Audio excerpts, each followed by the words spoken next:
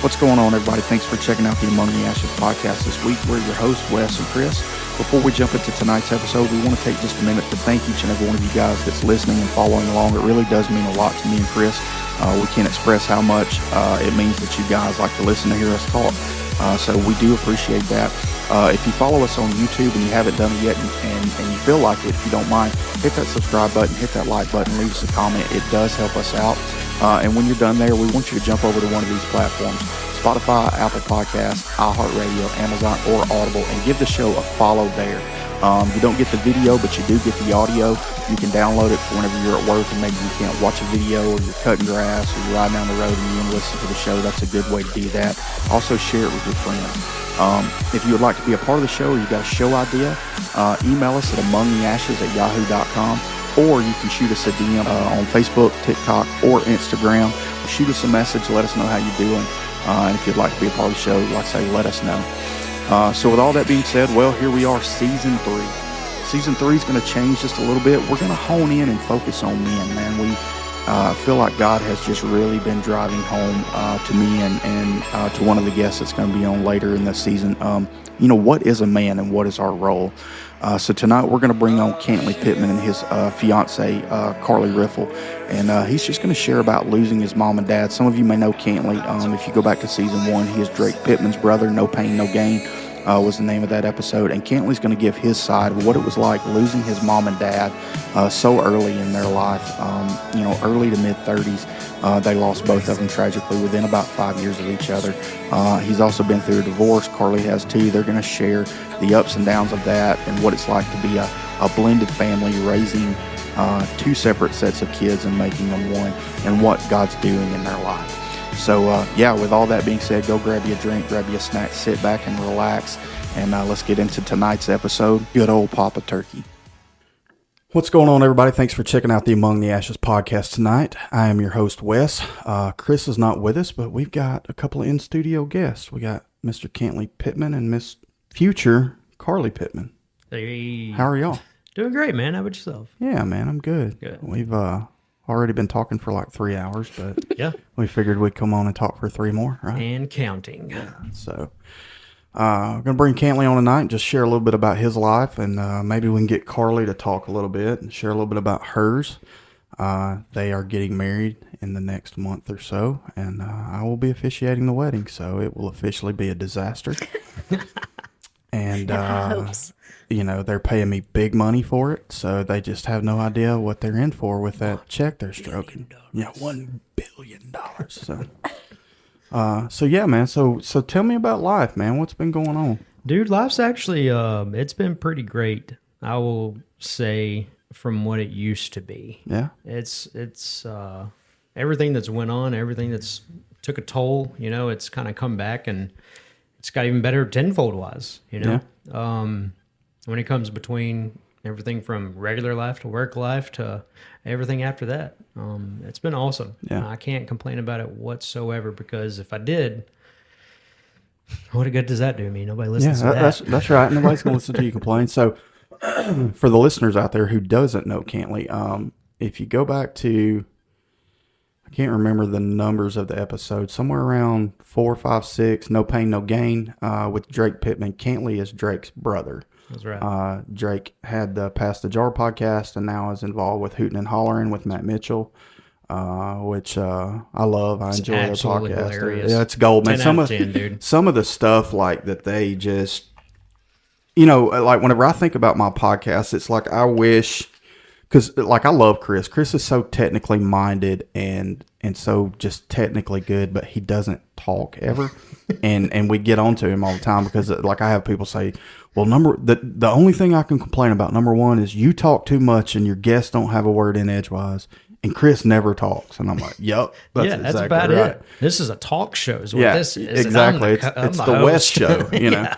Wes Among the Ashes. Yeah, for sure. But they do a good job, man. It's pretty funny, and they work well together for sure. I mean, seriously, shout out to those guys. Yeah, shout out to them, because they come together. Him, Shane, Eric, Nix, and they they crush it. Yeah, well, so before Matt started doing the ostrich and then his SEC stuff, like I'd never met Matt. I've still never met Matt. Didn't know much about him, but I've known Eric since high school. Yeah, and you talk about just dry, sarcastic humor, like it's such gold.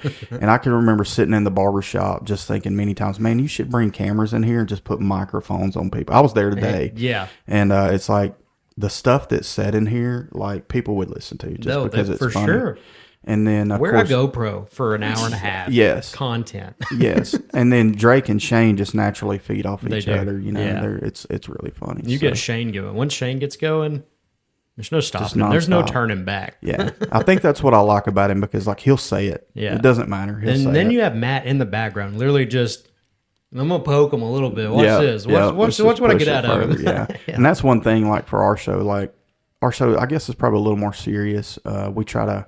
My goal is that it helps somebody. I want it to change somebody's life, and I feel like God 100%. Me pissing and moaning that I don't have a platform anymore, and God doesn't use me. I'm not doing ministry. He's like, hey man, social media. It's a wide open field. And, it's in front of you. Use it. Yeah. I can do it on my own terms. Like it's free. Exactly. Yeah. I mean, for the most part, but like just taking advantage of it. So I would definitely want it to make a difference in somebody's life, give somebody a chance to share their story, give somebody a chance to hear somebody's story. Yeah. But then I also just like to have fun sometimes. For sure. Yeah, I just have a want good to time. sit here, have a good time, and talk about it. And I've had favorite thing. Let's talk about. I've had some of those, but we're gonna get a little deep tonight too. I'm down. We're gonna talk about Carly's mustache and her beauty secrets on what she does to. It just itches sometimes. Yeah, I get it. Tickles the corner of your mouth. Just a little bit, man. Yeah, I get You're welcome. it. So you got kids? I do, man. I've got now a plethora of kids. All right, so let's back up. You have how many of your own? My own is two. Two little boys. Two boys. Yeah. Red-headed, blue-eyed gingers. Yeah. No souls. No souls. No souls. Gingers. Whatever. And then Carly, you have 3 boys, girls. 2 girls and a boy. 2 girls and a boy. And as most of you know, I have 4, 2 boys, 2 girls. I'm sure, like my life, your kids are amazing. They're awesome. Like, did you ever think growing up that kids would absolutely change your life? Honestly. Like, you knew they would wreck your life, but... But I will say this. My kids, as they get older, they have changed my life in a way that I don't think I ever really recognized what was going to happen when I had kids, because there for a while, truthfully and honestly, I went from a downward spiral, and then as they progressed, I progressed. So being able to see how they changed, it made me change as a human being and as a father and as a person, and from the inside out. I got gray hair, but with that gray hair that I'm getting along with it, dude, I've learned so much from my kids. I've learned so much from her kids in just a year of being with them, to the point where I go, what was I thinking at that point in time? And I start reflecting back, and then I start recognizing how to fix the problems that I had and the issues that I was going through, because there was a deep, dark side of me that just, I'll be straight up for it. I was a bad person. Yeah. But now I have grown, and with me growing, my kids are growing. Yeah. And she's growing. She's helping me grow.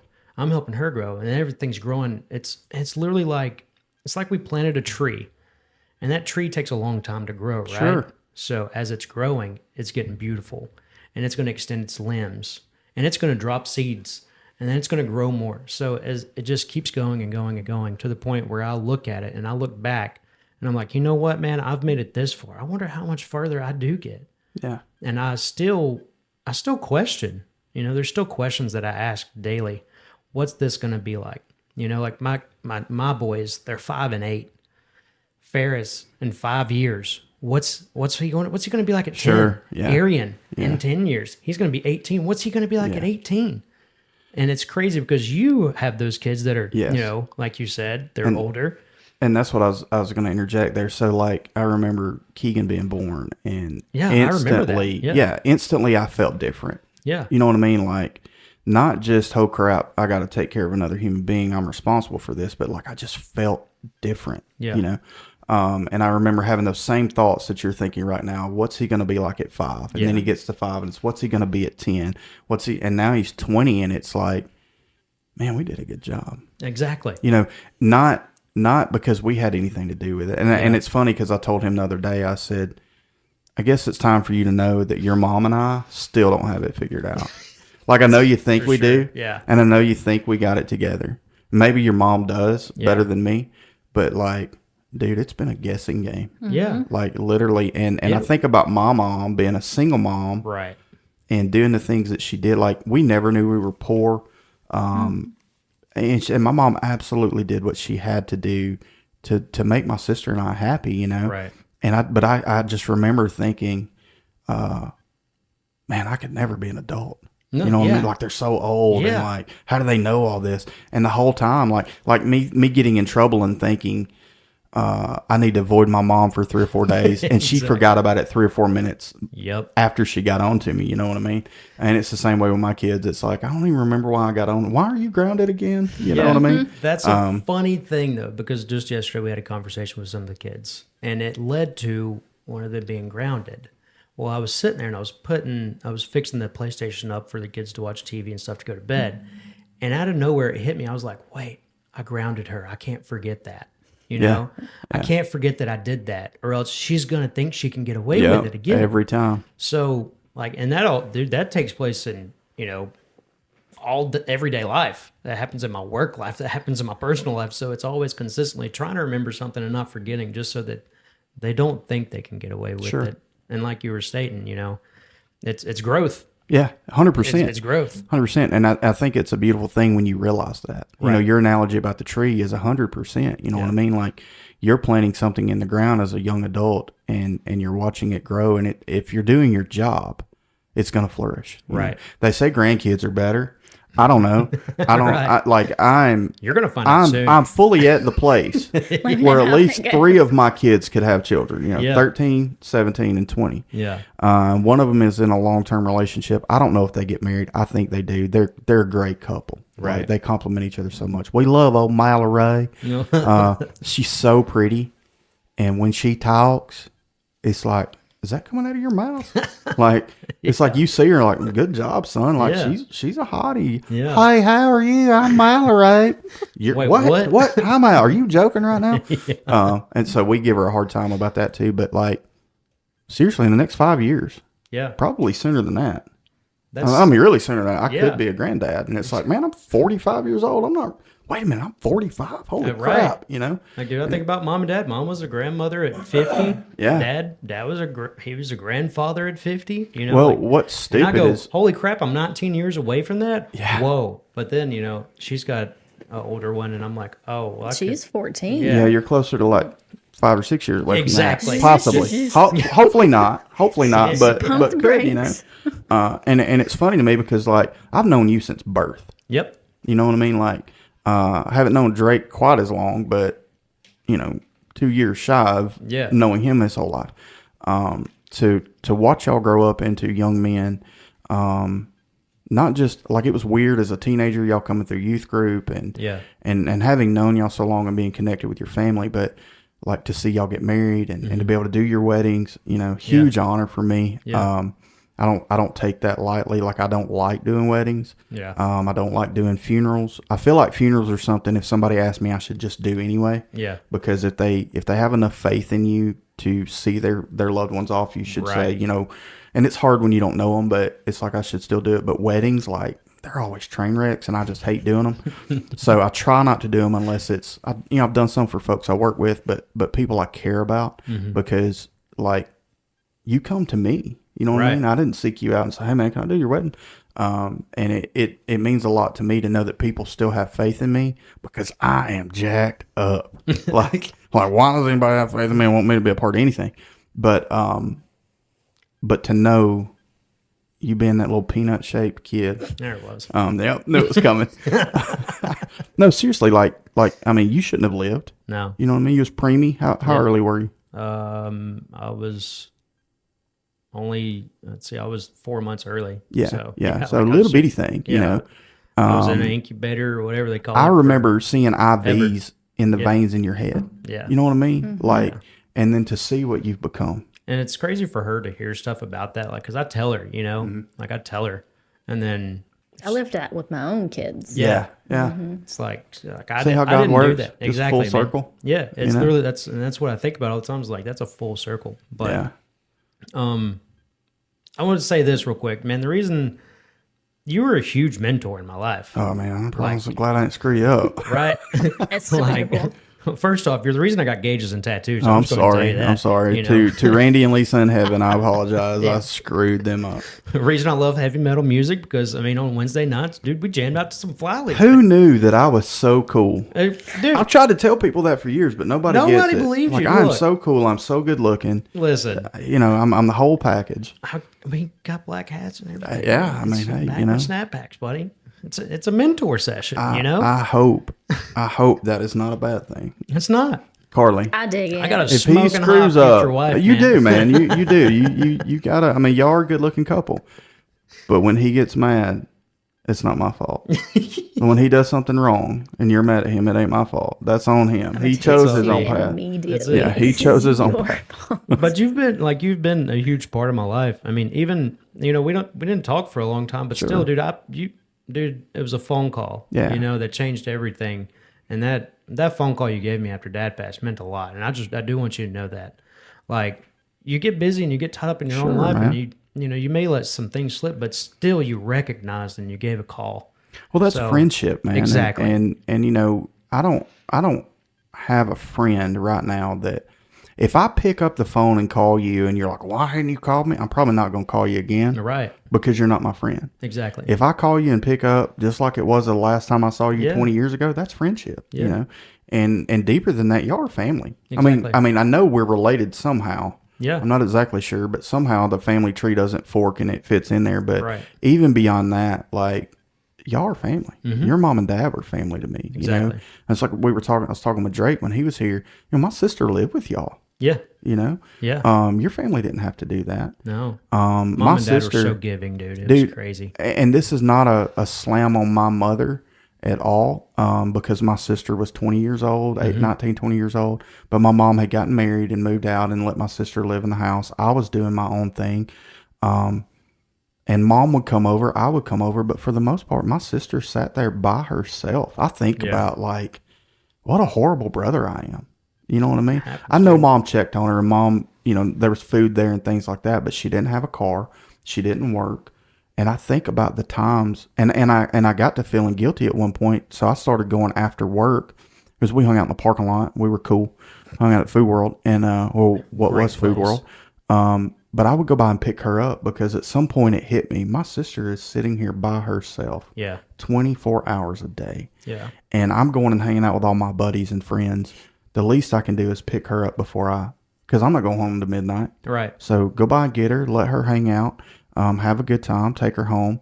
But, you know, at some point there, I don't know why it happened or whatever reason, but your mom and dad took her in like she was theirs, you know, and I know she lived with them for a while. Yeah. But your mom and dad did that with several people. They did. Like I remember through the years, a lot of people coming through and just them being such loving and caring people that they would take them in. Yeah.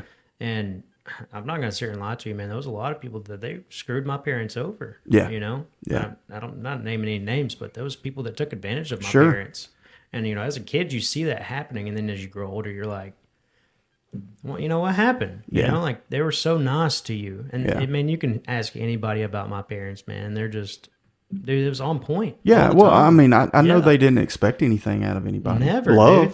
Dude. Yeah. Love. You know what Yeah, I mean? The they same just love give- I'm giving to you, just reciprocate it. Exactly. You know what I mean? And not just to us, but to others. Correct. You know, the one thing that, you know, always, you know, obviously closer to your dad than your mom, but Yeah. I worked with your mom some when I was at the church and even though I was close with Lisa, I got closer. But I mean, your dad was always for me, and it's a lot the same situation right here. Yeah.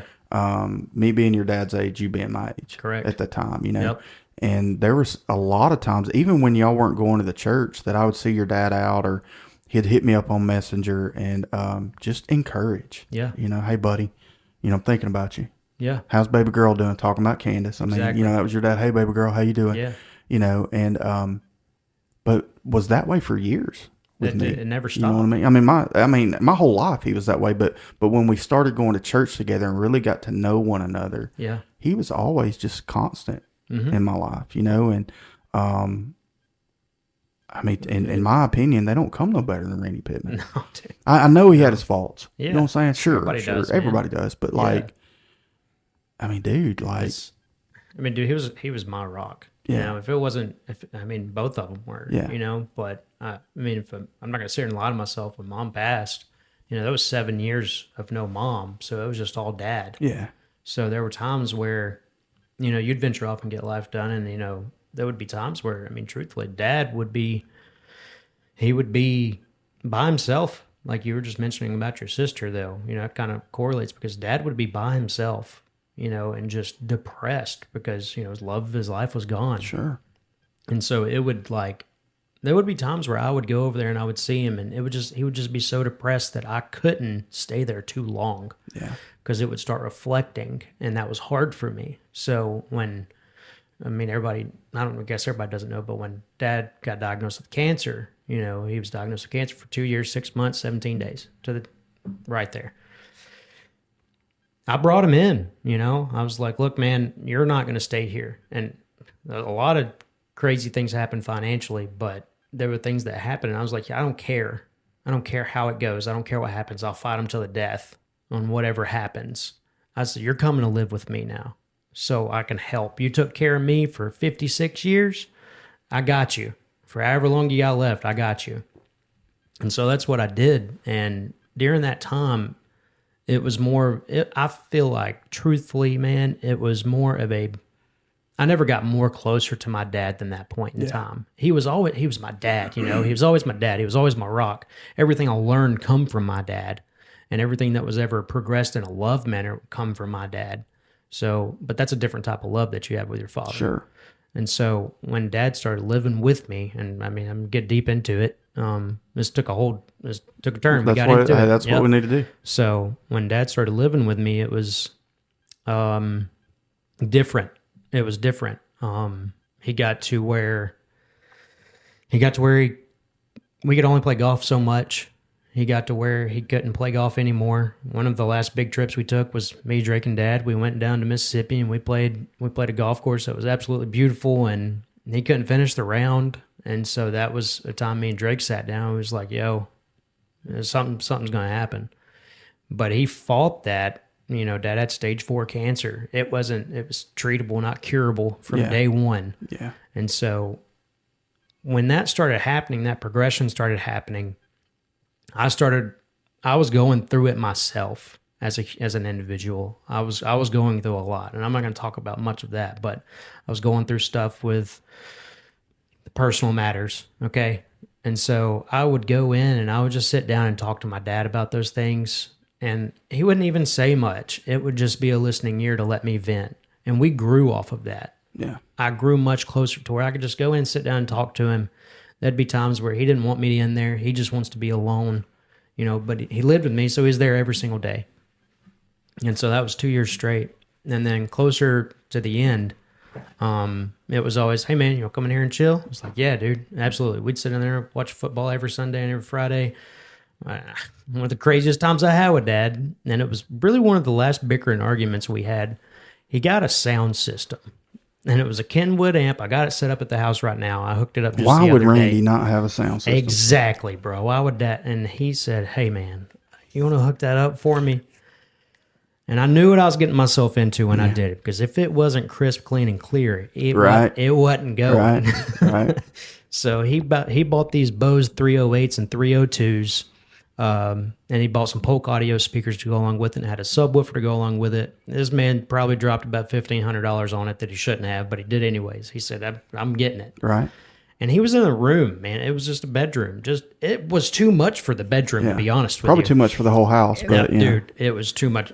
It was too much for the whole house. Made too much for my house. Dude, so I'm sitting there and I'm hooking it up and I get it all hooked up. I'm splicing wires. I'm doing everything. He never critiqued me once until I started turning the sound on. And I was like, all right, Dad, I know this is where you're going to get particular. So work with me, okay? He didn't say a word. And I start hitting buttons. I'm tweaking it up. And this man goes, "What are you doing?" And my back was turned to him, and I just did this right here, closed my eyes and said, "So which side is it, Dad?" And he said, "Is that right side?" I said, "Okay." I tweaked that right side for probably 30 minutes until he said, "That's good." And you know when you're working with your dad in them old times, Yeah, he's just you're like, not holding a flashlight right. "Yep, Yeah, exactly." yeah. So I was tweaking on it, working with it, and the next thing I know, he goes, "Hold on a second, that right side's wrong." And I said, "Oh, all right, cool, we'll go back to it." Got the right side fixed. I went to the left side. Next thing I know, about 20 minutes in, I hear him go, and I said, "All right, Dad, what is it, man?" And he's kicked back in bed chilling. He ain't touched nothing. He ain't lifted a finger. I've been sweating over this thing for 2.5 hours now. Went over there and worked on it, man. Got the left side. He goes, so, "All right, what is it?" I said, "That right side still ain't right. Something's wrong with it." I said, "All right, is it treble, is it the bass, or is it the mid?" Because he taught me all that stuff. I knew what I was doing. He said, "That mid's just a little, it just ain't sounding right." And I was like, "Okay, which speaker do you want it coming out of more?" He said, "That's what I don't know." I said, "Dad, there's 3 speakers over here on this one side, so I kind of got to figure that out." So I flipped it and I switched it and I got it mixed. And I got to the left side. And he went back to that right side because it just didn't sound right. Dude, I promise you, for 2.5 hours after I'd done hooked everything up, I worked on that right side. And I finally turned around and I said, "I don't know what you want me to do with this, Dad." I said, "But I can't fix it." And he looked at me and he goes, Well, if I could fix it, I would." And I went, "All right, that's too far. You know what? Fine. And he said, just get out for a minute. Just get out." And so he said, I walked back in there after about 30 minutes. He's sitting down there and he's got the controller in his hand and he's looking at it. He's looking at that. He's looking at that. And I said, "You don't know what you're doing with it, do you?" He said, "No, I don't know what you've done." Yeah. And I said, "Dad, I didn't do anything." So I configured it all up. But needless to say, on that sound system, I worked for 5 hours on it. 5 hours on a home stereo system. For a bedroom. For a bedroom. For this man just wanted, I was like, if you weren't in this case scenario, I wouldn't work this hard. So I'll start thinking back to it. If you know anything about Randy, it was his wife and kids, the Lord. And I don't know what he loved more, golf, fishing, wrestling, or singing. Oh, dude, that's all of the 4. above. Yeah. You know what I mean? All of the above. And I can 100% say I attribute a lot to Randy in the way that I deal with my kids. Yeah. He made a statement to me one time. He said, "My boys can get me as dad or they can get Randy." You know? Yeah. And I adopted that. You know what I mean? Like, because I knew, like, even though I was out of my dirt when I was in church and really around your dad at, 17, 18, 19 years old, I knew that if I had a problem, I could be stone cold drunk at a party. Yeah. Call your dad. He'd have just come got me. Every single There time, wouldn't have been bro. no question. Now, if I had stayed at y'all's house, there might be questions the next morning. Yeah. But, okay, man, I'm on my way. You know? And I've adopted that with my kids. Hey, look, you can get Dad or you can get Wes. Yep. Dad's here. Yep. Tomorrow morning when you're hungover, I'm going to be scrambling eggs and frying bacon and beating pots and pans until you puke. Yep. And you're going to learn a lesson. Yep. You're probably going to get grounded. You're going to be in trouble. But tonight, Yeah. I would rather know that you called me and I came and got you. Yeah. And you're safe. And I know I could have done that with my mom. I think I would have been so embarrassed Yep. that I let her down and hurt her, Yep.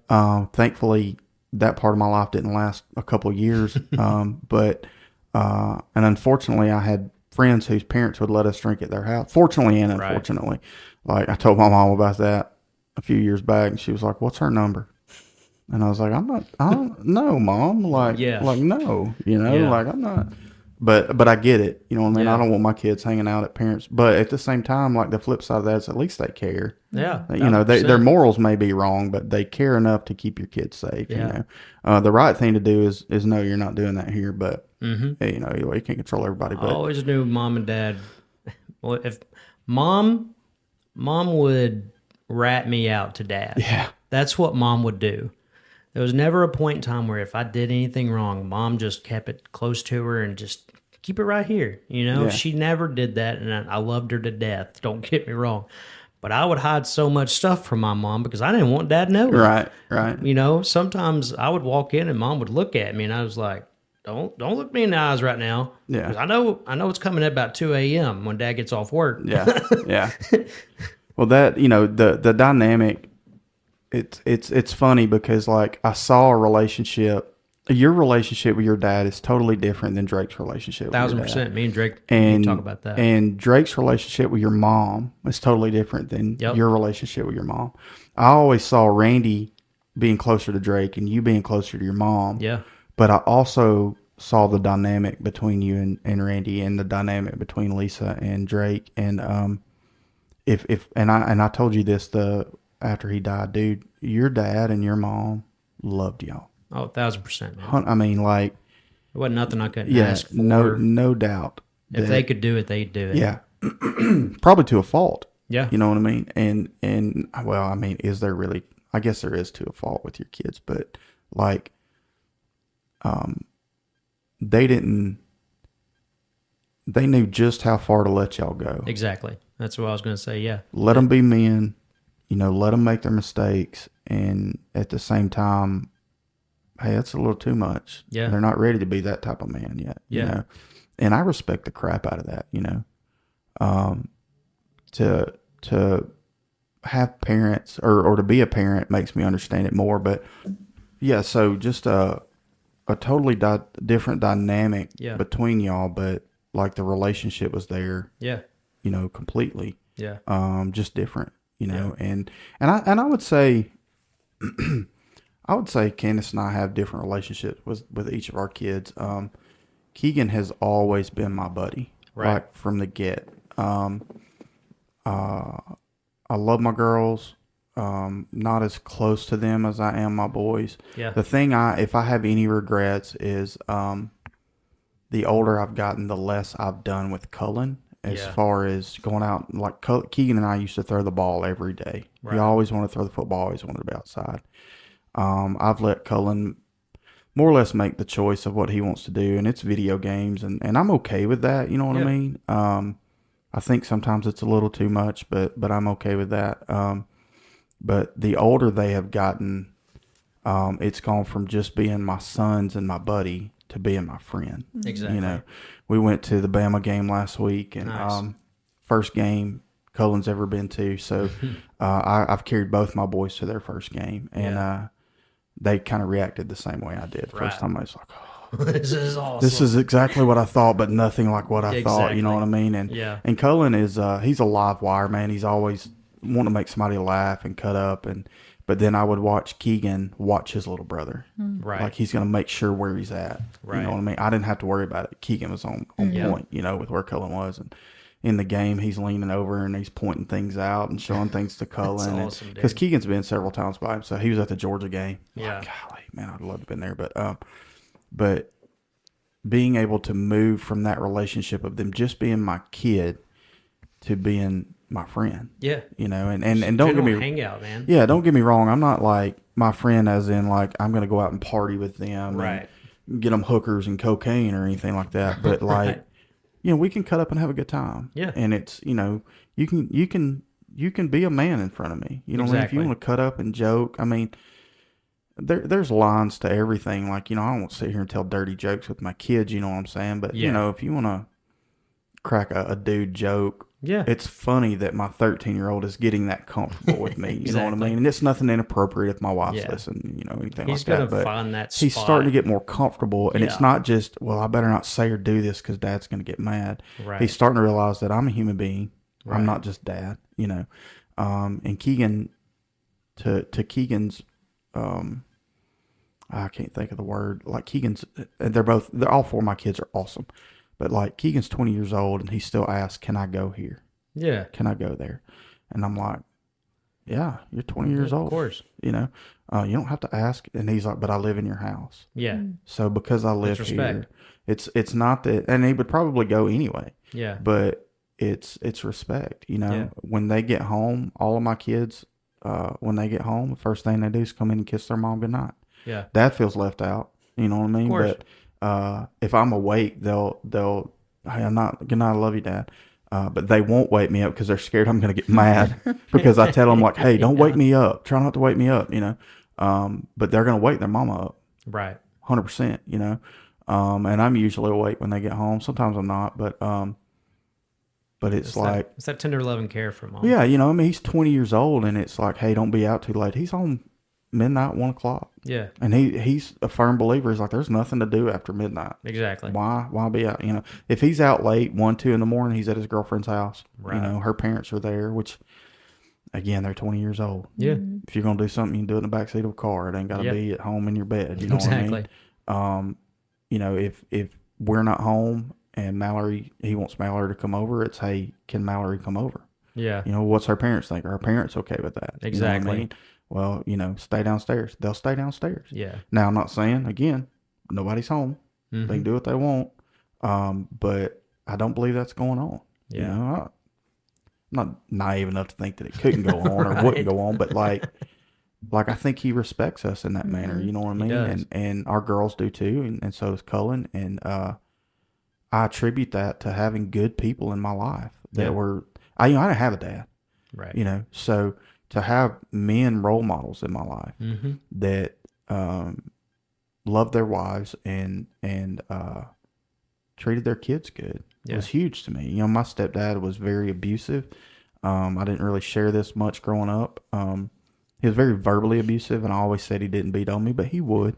Yeah. You know, it wasn't. I mean, it slapped me around, knocked me upside the head, and my mom's probably hearing this for the first time right now, because she listens to every show. Oh wow. But you know, there were a few times that he either threatened me or made good on it, and it wasn't, you know, it wasn't anything.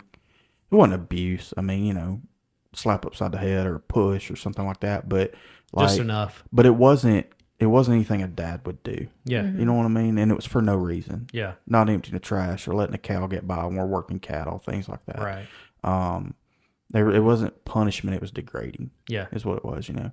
So to have men in my life like your dad, to just show me what being a dad is, you know, and to be a dad to me. Yeah. You know, in a lot of ways, or there were times, you know, it was big brother or dad. That's what I had, you know what I mean? Yeah. And I think he was that way for a lot of people. He was, dude. And I know we're harping on your dad a whole lot. I mean, they don't come no better than Lisa either. No, dude. You know what I mean? Yeah. Mom's dynamic was, I mean, mom was sick, man. Yeah, I was going to say her health had a lot of limitations there. She was very limited on what she could do with us, but if it was like mom did the things that a lot of people didn't notice that was inside the household, right? So like, mom, I need new clothes. She'd be on eBay getting new clothes. Yeah, they came from eBay. So what? You know, if mom, I need help going to get this car. Okay, let's go get it. You know, it was things like that. It was things like college, and when I was a kid, you know, it was more of dad. You know, doing the fishing, doing the golfing. Well, you were boys. Exactly, it was boy stuff. Yeah. And like that, when you're talking about dynamics, that's mine and Drake's differences between me and dad. Was Drake he got more, I started golf, but I wasn't serious with golf like Drake was. And so my thing was fishing. So I started fishing more with that. I'd be up at 4 a.m. going to Holly Hills Pond with dad to go catch the sunrise and fish pretty much daggum near all day. Sure. And then come home with mom and go, hey mom, what you doing? She go, and no, I told Carly about this the other day, like watching Days of Our Lives. I'd sit down and watch Days of Our Lives with mom. One of our favorite movies was Chicago. So we'd sit down and we'd watch movies together and things like that. Things that mom was capable of doing. Sure. You know, and that's how we created a bond that way. And it was always, mom was a confidant. So I could talk to her about anything. But I had to be careful what I talked about because I knew it would get back to dad. Yeah. But you know what? That's a good dynamic of husband and wife. That's what led me to that, was mom and dad's dynamic between each other was, I'm going to tell him everything. You know, if she caught me doing something she wasn't supposed to, or I wasn't supposed to be doing, she's telling dad. She can't get up and physically do it. Dad's going to do it. Yeah. You know? Yeah. But mom was always, dude, it was crazy because a lot of people would see mom out and about, right? At home, mom was that person she was sick. She was in bed a lot. and that was something that I lived with. You know, there wasn't really mom got, you know, on all of her medicine. She had lupus, of course, so she was on a lot of medicine, a lot of different problems that come along with that. She gained a lot of weight at one point in time. Well, then she went and had surgery, and she lost a lot of weight. And then that's when I started seeing mom able to do more. Yeah.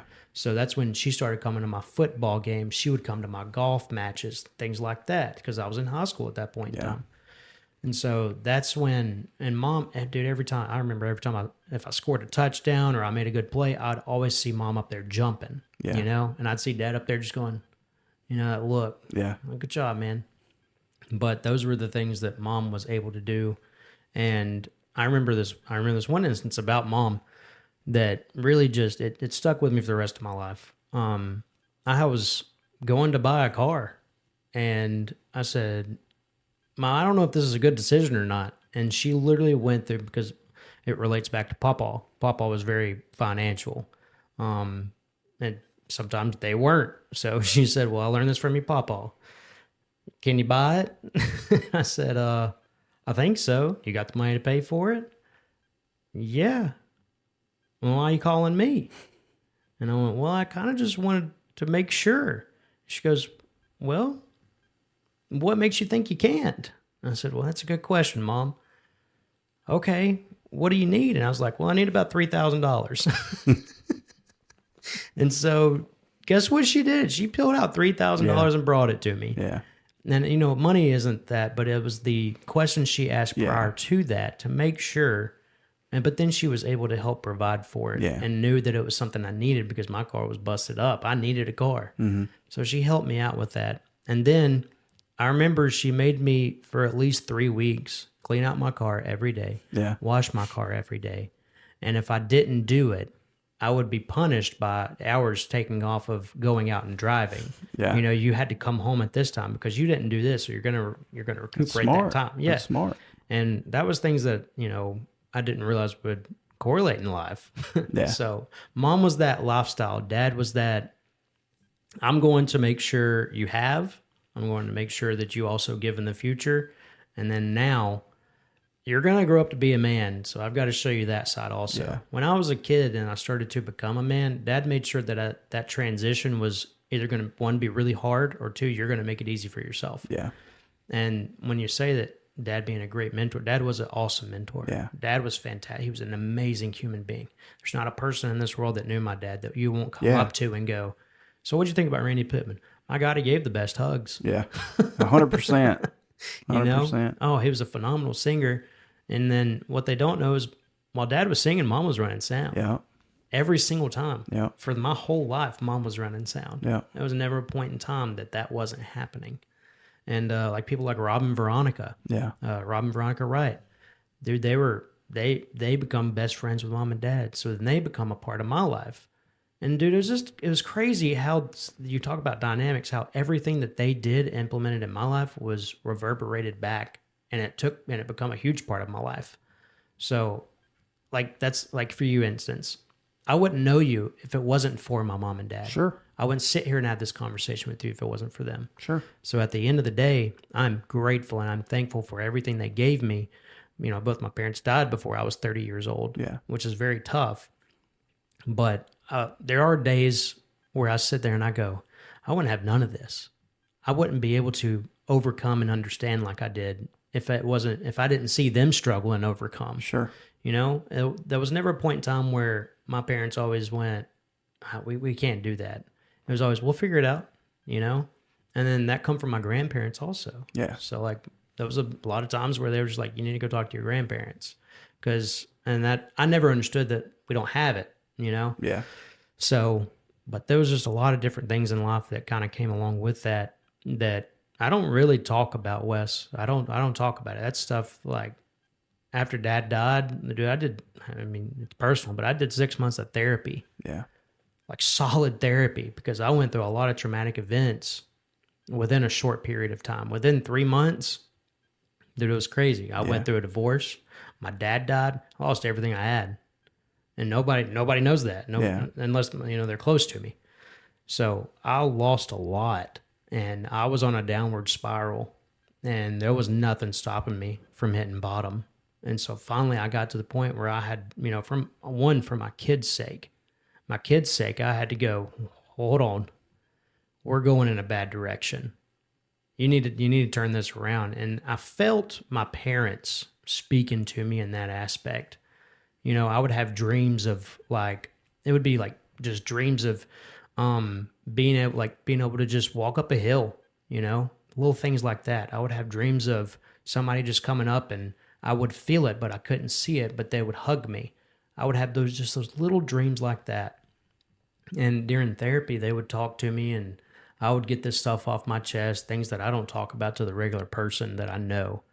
And so when I started talking to them about my dreams, they were like, oh, well, have you ever thought about that's just you taking a warm embrace? And I was like, you know what? My dad, he did give the best hugs. Yeah.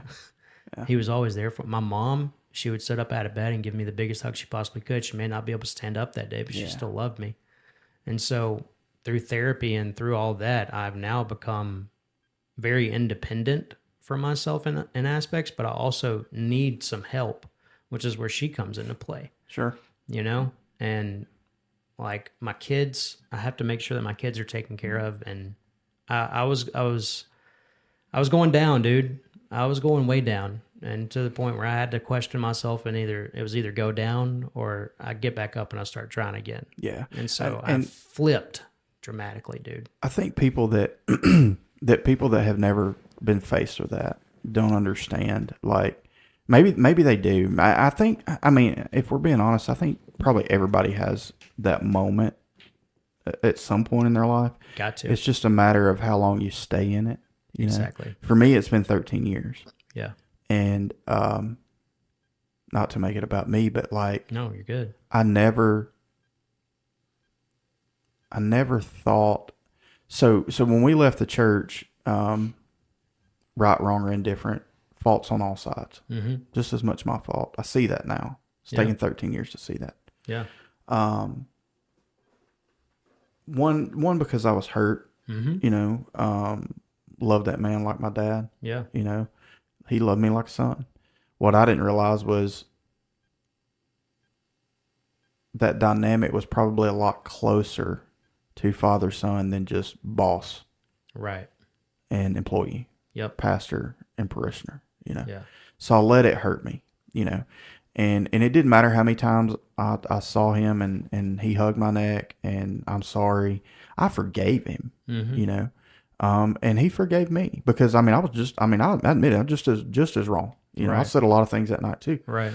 And probably wasn't doing everything I should have been doing, mm-hmm. Probably taking advantage of the situation some, didn't really realize it in the moment, but I can look back and think, yeah, I probably was taking advantage of the freedom in the job, Yeah. But every time I saw him, those feelings would come back up. And even though I forgave him, those feelings would come back up. And it's taken me a long time. I'm doing a study with our Sunday school class right now on the flesh and the spirit and what's the difference, and God's been leading me down. I mean, look, dude, the last year for me, mm-hmm. and we've talked. Absolutely. I mean, it gets bumpy. Dude. It gets bumpy, dude.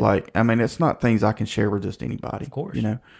Things I don't even share with my wife, and she'll be mad hearing this that I don't share with her, but I don't know how to share it with her. Yeah. Because I don't want to think I'm weak, or that I'm going to do something crazy. Exactly. Even though I have those thoughts and those feelings, I would never act on it, thank God, but I do have those thoughts, Yeah. And it's like, why am I having those thoughts, But I can't help but think me sitting in my mess for 13 years. Mm-hmm. I finally started seeing a therapist and getting some help. And honestly, he doesn't say much. No. He just sits there. They don't say much, dude. I mean, I ramble, and it's like, well, what do you think? He's like, you'll know when I'm ready to talk. Exactly. I've been seeing him for a year, and it's like, you ain't said nothing to me. The first 4 weeks of therapy, all I got was just like, oh, okay. Mm-hmm. Yep. Yeah.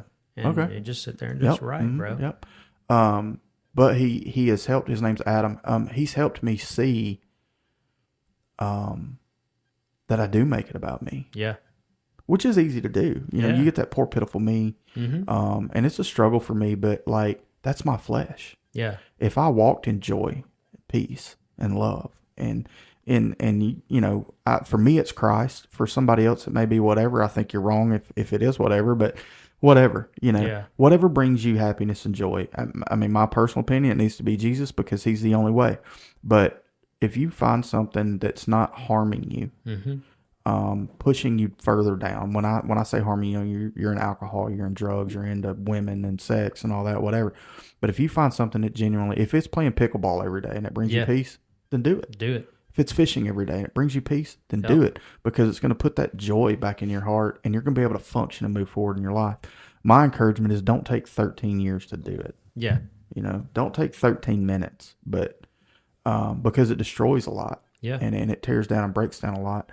And I wholeheartedly honest, have no reason to even feel that way. Like, my life is good. I know people right now that would trade lives with me in a heartbeat. 1,000%. I mean, my kids are healthy. Kirsten's got diabetes, but she's managing it. Yeah. If any of my kids were supposed to have diabetes, it's her, because she's the most responsible one that can handle it. So God knows what he's doing. Yeah. Candace went through cancer, but beyond those two things, my life has not been hard. Yeah. A little bit of abuse when I was a kid. Didn't have a dad. Faced a few trials, but I didn't lose both my parents in 5 or 6 years. Right. I haven't, thank God, I don't want to say that, but thank God and praise God, he keeps my kids safe. Haven't lost a child. Yeah. Regardless of where I stand with my marriage at times, she still loves me. Yep. I come home to her every night. I have a good job, even though I complain and piss and moan about it. You know what I mean? Like, there's so That's much. Life, though. Yeah, but there's so much good, and all I'll choose to see is the negative. And it's taken a long time for me to move past seeing the negative. You know? And if we could just figure out what it is to dive into wholeheartedly and get out of diving into the crap, we'd move forward so much faster. For sure. And we take those moments that our parents instilled in us for granted. Yep. But maybe we have to go through those times in order to see the gift that was truly given to us too. I don't know, but I mean, like I said, I didn't lose both my parents, go through a divorce. You know what I mean? Lose everything, my life be turned upside down, and then here you are with a smile on your face. You know what I'm saying? That's what you got to press forward for, man, because there's always something to look good at. Yeah. Yeah. And I know it's tough, but like you're even better since the last time we talked. 1,000%. It's not just, and I know, look, I don't know if you know this about Cantley, but Cantley will smile at you. He's like me. He'll smile at you and tell you he's okay. Yeah. Oh yeah. And I'm fully aware. and full on front. And he's dying inside. I know. I know that.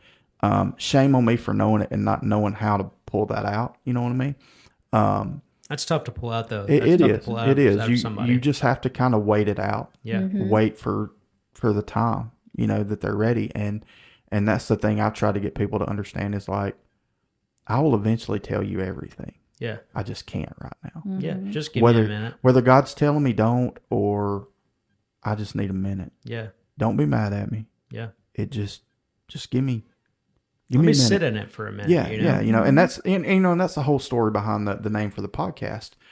When Job sat in his ashes, it said he sat cutting and scraping his sores, but all his friends, including his wife, and it tells you that God was angry with him because God didn't take his wife. Correct. That nagging heifer. Yeah. No, I'm just kidding. But even his wife said, won't you just curse God and die? Yeah. All his friends are coming by saying, you screwed up. Yeah. You did this. You angered God. You did this. You did that. Not one of them said, scoot over. Right. Let me just sit in the ashes with you. Yeah. Let me just sit here in your muck and in your filth. And if you want to hear something, I'll talk. But if not, I'm going to sit here until you stand up. Yeah.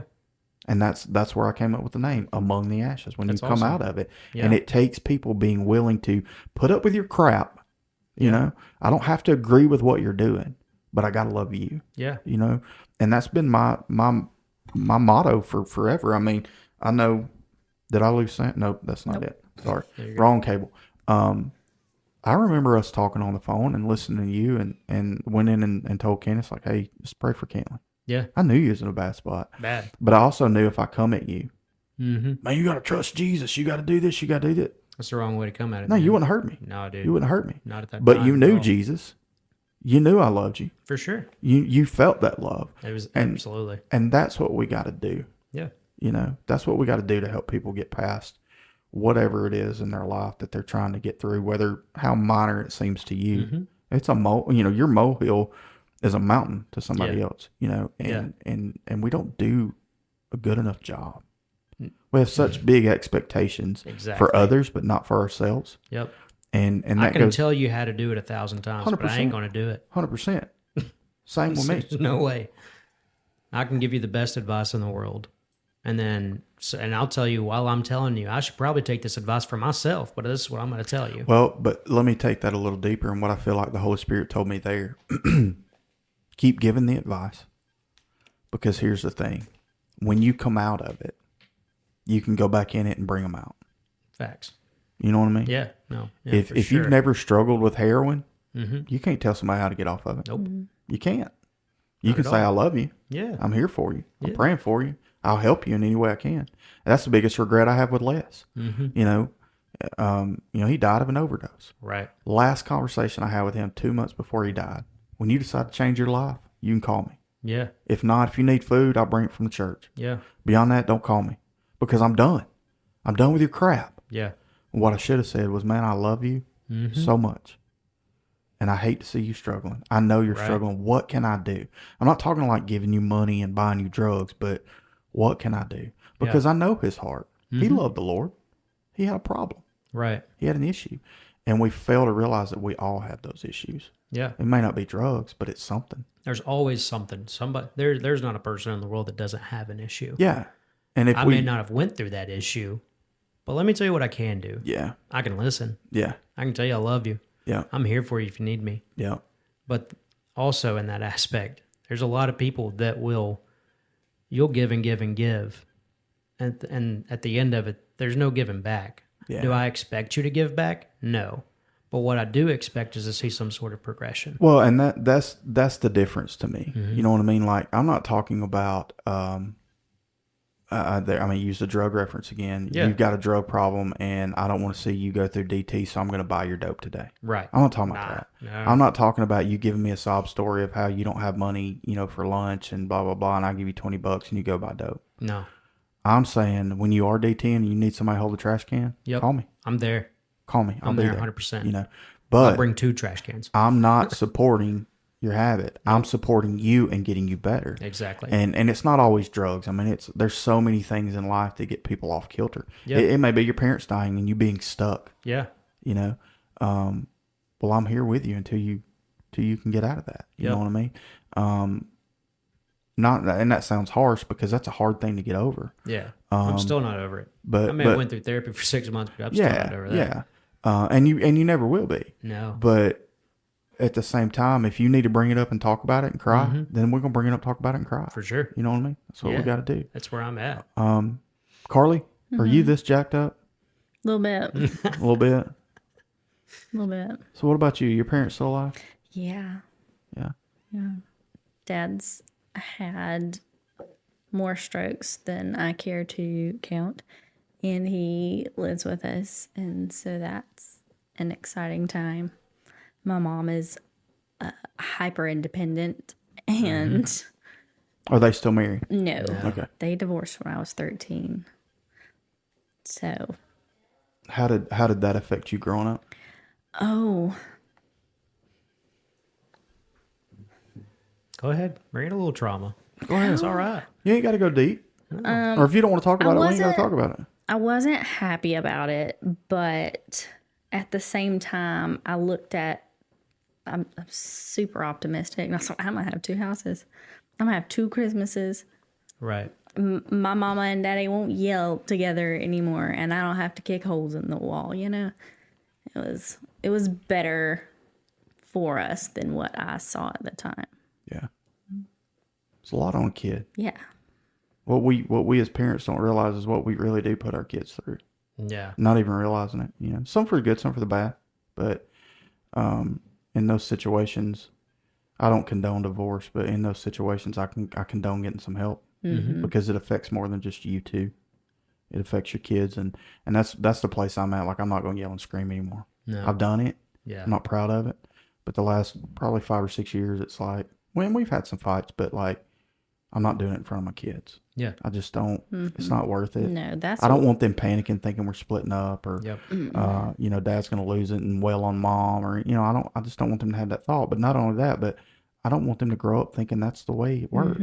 That's the way it was in the house I grew up in. I lived with my grandmother for the first 5-6 years of my life, and my granddaddy was an SOB all the time, and my nanny was a crazy bee all the time. You know, that's all I heard. He'd come in, she'd start wailing on him, and then they'd get into it until he just finally walked out, went to bed, or went outside or whatever. I thought that was normal. Yeah. You know, and it's not. It's not normal at all. You know. That's those things. I mean, fortunately for me, I didn't have to go through. Yeah. Mom and dad they would shut the door. You know. Yeah. So like I feel for her. Yeah. When she'll tell me about some of the things that I'm just like, God, let me hug you, dude. Yeah. I hadn't been through that, but let me hug you. You know, let me show you some love and compassion. And that's something that we have come to an agreement on, that if there's a voice raised, that's a pause moment right there. We ain't doing that. We're stopping. Kids don't need that. Nope. Yeah, Kids don't need good. that. So if there's any animosity whatsoever, it's going to be paused until we both get on a level ground, and we're going to talk about it. We're not yelling. We're not fighting. We're not screaming. We're going to talk about it and have a normal adult conversation about why we're upset or what's happening. And that's another reason why I want to marry her. You know, when we came to that agreement, I was like, that's a green flag. That is a green flag. So you've both been married before. Do you feel like you learned? Oh, for sure. 1,000%. You learned how to be a better spouse. Yeah. And I know, you know, I'm always an advocate for. We talked about this earlier. An advocate for working it out if you can. Yeah. But I'm also an advocate for if you can't, and you decide to separate and move on. If that's the case, learning from it. Whether you choose, you know, if you're going to choose to go down that marriage road again, make sure you learn something. Yeah. You know, because it's tough. I mean, marriage is tough, man. Yeah. It's hard. It's one person for the rest of your life. Yeah. And no matter how much you think you know that person, things change, you know. And you know, we talked a lot about downstairs, like communication breaking down. Yeah. You know, that's a killer. Yeah. And if anything, I hope that you guys learned is that hey, we got to talk, and it sounds like you have. I mean, you know, unless you're blowing me full of smoke, which I don't think you are, but you know, that's key. Yeah, it's not only key for y'all, but it's key for y'all's kids too. I mean, as a blended family, they don't need to go through that again. She tells her kids all the time, and I tell my kids, use your words. Yeah, that's that we say that so much. Use your words. Use your words. So you're those hippie people. I get That's it. for sure, dude. She No, works. I learn it from work. I get it. And I Hippy learned dippy. She's so out there. much more patience You know where what she, I work. You know what she does at work, folks? She wears this long white flowing dress and puts sunflowers in her hair, and she dances around praying to fairies all day. It's hula hoops, okay? Oh, hula hoops. I do hula hoop tricks. With streamers. She's got streamers too. Yeah, she got the streamers going. Yeah. And I do acquire pictures of mushrooms that I fancy. And we know how you fancy them mushrooms. Fancy Them pink elephants. No, I'm just kidding. No, I mean, like that's a great attribute. You know, use your words and don't use them loud. Just let's talk it out. You know, and that's been a hard lesson for me. Yeah. You know, it's Now, been a hard lesson sometimes for me. with 5 kids, man, there's a point in time the head There's lots of starts words. spinning, Yeah, and you know that's something that like when kick she him in the chest and yell, "This is Sparta." exactly, Yeah.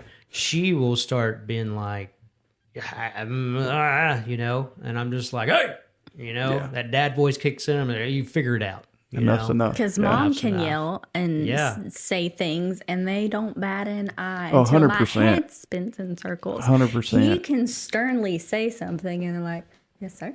So Cullen will be in his bedroom, headphones on, playing his game. And I will sit there on the couch, and Candace is yelling from the kitchen. And I know everybody hears her. Keegan, too. Mm-hmm. Come to dinner now. She's text, everything else, screaming, Cullen. I can say it twice, Yeah, maybe. Yes, sir. yeah. Like, how do you hear me and I hear your mama? Like, I know my voice is deeper than hers, but she's yelling louder than I am. I've How do you learned not that hear her? dad voice is a real Yeah, thing. And yeah, I still 100%. remember from my dad, dude. Just something about it yeah. that makes you shiver. Yeah. Yeah. If it gets deep enough, Yeah. it's game over. He can No. whistle. He's got him trained. Yeah. Oh, and that's Yeah. a good thing. I remember Rob Wright saying that Yeah, and his kids. the I thought he was snaps. joking. Our So, No, kids- dude. so Rob tells me that when we're talking about kids or whatever, Yeah. and he's like, "I've got mine trained, man. If I snap, they know what's going on." And I kind of laughed. He said, "Watch this." And Yup. one of them was walking by, and he said, and they stopped. Just And like they a look- deer in headlights, dude. I mean, just Yep. That's the way ours do. I look, you learned. know. I learned that from Rob myself. That's I've so funny. implemented it with my kids, and they're like, hold on, what?" You Okay. can yell. It's almost like they're desensitized Yeah. to the yelling. They hear that snap. Yeah. yeah. And Candace will say, "Why do y'all listen to your dad and not me?" It's like, because they don't fear you. Yeah. You know, Your and comfort. Yeah, but your here's the comfort. thing: they're Get not out of my head. supposed to fear their mother. You know what I mean? And you know, it's not like, all right. So I had this conversation with a guy at work. He said, "I just don't understand fearing God. Why should I fear God?" It's not that you fear God. Like, you don't live in fear, even though He could strike you dead at any moment. It's not fear; it's respect. Correct. It's same as your dad. You know, my kids know I would never hurt them, Yep. but they know I'll tear that tail up. Yeah. You know what I mean? My daddy still whacks me in the back of the head. Yeah, I mean, you know, and I remember Keegan one time, he got a little loud with his mom, and I said, "Let me tell you something, son. Take that bass out your voice, first of all." Yeah. But that's my wife. Yep. Nobody talking to my wife that way. He tells And she the was my kids wife that all the before time. she was your mother. Yep. And she'll be my wife long after you're gone. So you going to talk to her? Back it up. Back it on up a little bit. And big from dog. then, no, he'll argue with her. I mean, her Yeah. and Keegan, man, they had this weird relationship. They argue. Yeah. And he does it just because he knows it bothers her. Right. He's not being It's disrespectful. kind of just poking the bear a little bit. Yeah, he does that. And, like she's all like, of my "I'm not kids. arguing with you, dude." And finally I have to say, "Just freaking do it." I'm Yeah. tired of hearing y'all go back and forth. Just freaking do it, you know. They were That's arguing like, dude, that's today. like her like and that. Layla. Yeah. Stella peed on, Keegan's got a mat in his gaming chair on the floor, and she peed on it. So he just threw it in his bathtub and left it. Oh, no. And I don't know how long it's been up there. It's probably been weeks. And Candace goes up there today and sees it, and she's like, "What is that doing? Why is it not under that chair? I don't want to mess up the floors." And he's like, "Well, Stella peed on it." She's like, "Just clean it." "I don't know how to clean it." Yeah. Did you ask? How do you not know how to clean it? It's rubber, dude. Go outside and wash it off. Put some cleaner on it, you know. "Well, I'll do it." She said, "No, you'll do it now." And this went on for like 2 or 3 minutes. I finally said, "Just go friggin' wash the mat. Yeah. Just go do it. Like stop. Go do Yeah, it, you know." yeah. But I know he does it just to get under her skin, you know. Yeah. They just got to push some buttons. They're at the ages now. They're going to push. But we were all at that age. Yeah, man. yeah. I still do my mom that way, man. It's I still, not fun for us. I just want you to know. well, enjoy it. They'll only be little for so long, you know. Exactly. Mama always said growing up, she said, "Don't blink your eyes. Mm-hmm. You know, don't wish your Yeah. life away. Because when you have kids, it's going to go super fast." Yeah, dude. That's. I have noticed that. I have noticed that time goes by so fast now, and it's kind of crazy. Like I said, Ferris is 5. I feel like it's just the other day. Arian's 8. Yeah. That's crazy. Was to your me, mom bro. alive when either one of them, before they were born? Yeah, mom was alive when Arian was born. That's what I thought. I Yeah. couldn't remember for sure. He but- got, let's see, it was 4th of July. A little after 4th of July, she passed. He was right at 1, about a year old, Yeah. maybe a little over a year So old. she got a little time with him. Yeah, no, she got some good time with it. She got the good baby cuddles Yeah, and things like yeah. that. But dad got the most of the boys. Sure. You know? And I'm sure it was like watching y'all two all over again, only soulless gingers. He loved it, dude. Yeah. Yeah, soulless gingers. He loved it, man. And you know, that was another reason me and dad started bonding a lot more back Yeah.